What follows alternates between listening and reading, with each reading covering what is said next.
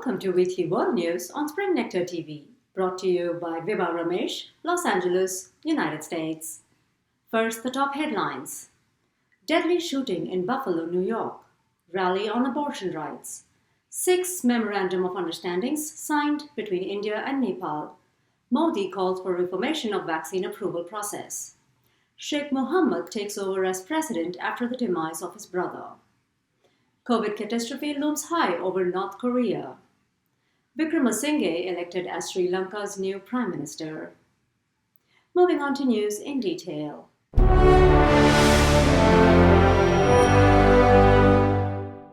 On Saturday, several thousand people participated in demonstrations across the United States, protesting against the reversal of the abortion law of 1973. Protests were carried out across states, including the major ones like Los Angeles, Chicago, Washington, D.C., and New York City. Streets reverberated with chants and slogans like reproductive justice for all, we will not go back, and my body, my choice. In the words of Carmona, executive director of the Women's March, if it's a fight they want, it's a fight they'll get. We have to see an end to the attacks on our bodies. You can expect for women to be completely ungovernable until this government starts to work for us. On the other hand, Buffalo, New York witnessed yet another incident of gun violence on Saturday.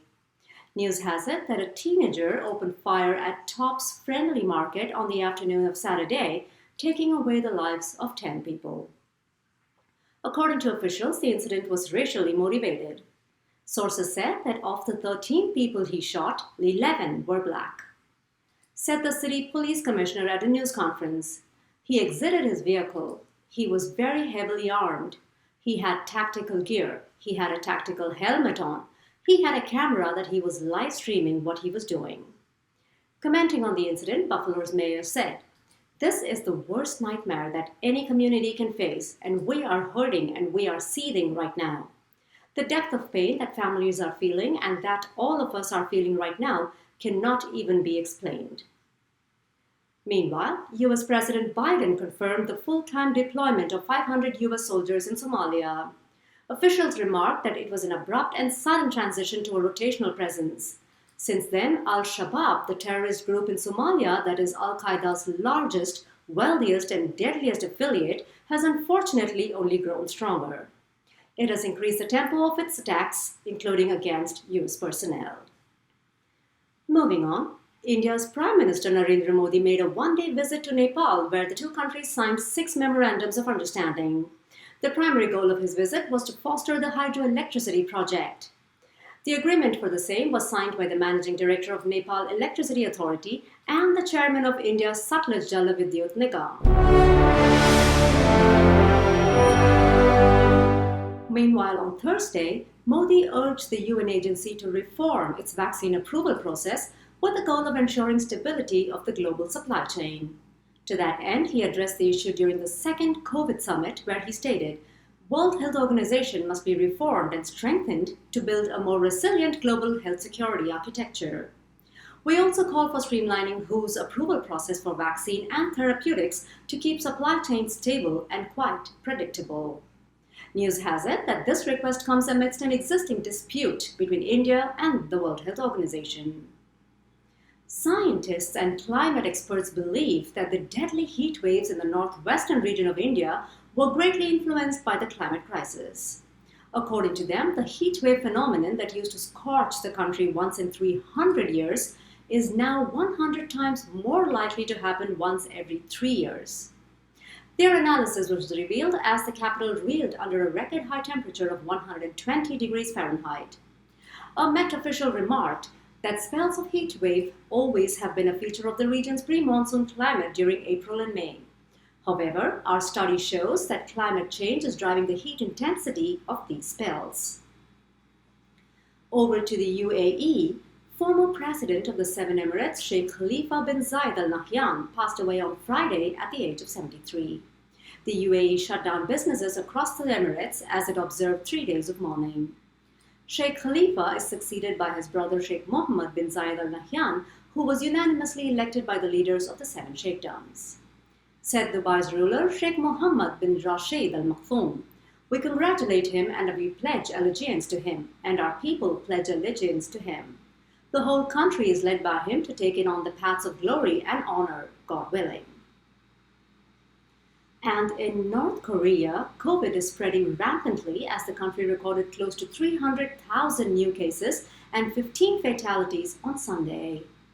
The outbreak poses a severe threat to the country's health as a whole, especially in the light of its limited testing capabilities, absence of a vaccine program, and its poorly resourced health system.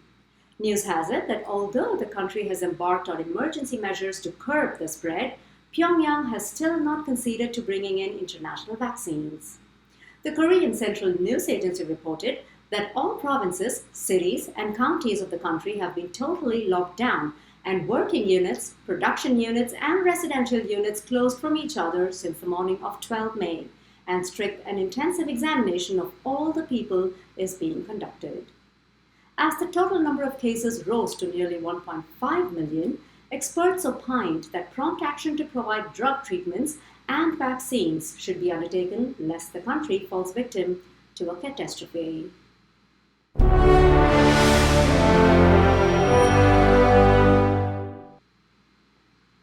On the other end of the spectrum lies Shanghai, which has set out plans to end the 6-week lockdown and step into normalcy. The move was made to bounce back from the steep economic slowdown the nation witnessed. To that end, the deputy mayor announced on Monday that Shanghai will engage in a phased reopening approach, with movement curbs still in place at least until May 21.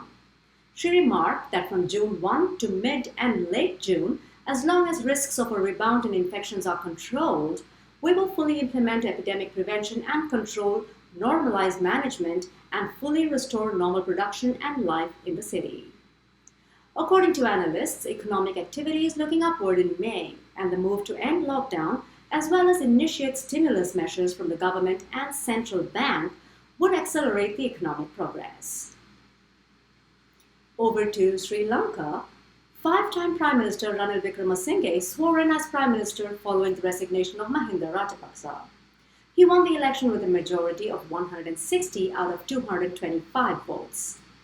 The 73-year-old veteran is geared to address the nation's most pressing issues, including food and fuel shortages and economic crisis. In his words, as he told journalists, "We want to return the nation to a position where our people will once again have 3 meals a day. Our youth must have a future." He also added, in November 2019, our foreign exchange reserves were at $7.5 billion. However, today, it's a challenge for the Treasury to find $1 million. We must prepare ourselves to make some sacrifices and face the challenges of this period. That brings us to this week's Did You Know?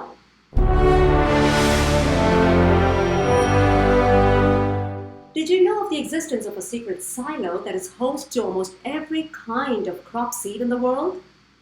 Called the Svalbard Global Seed Vault, this storage vault is situated on an island somewhere between Norway and the North Pole.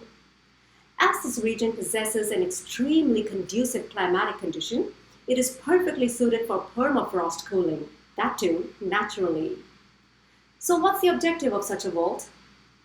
In the event of crop adversity or the drying out of cultivation fields, this collection of crop diversity will come to aid.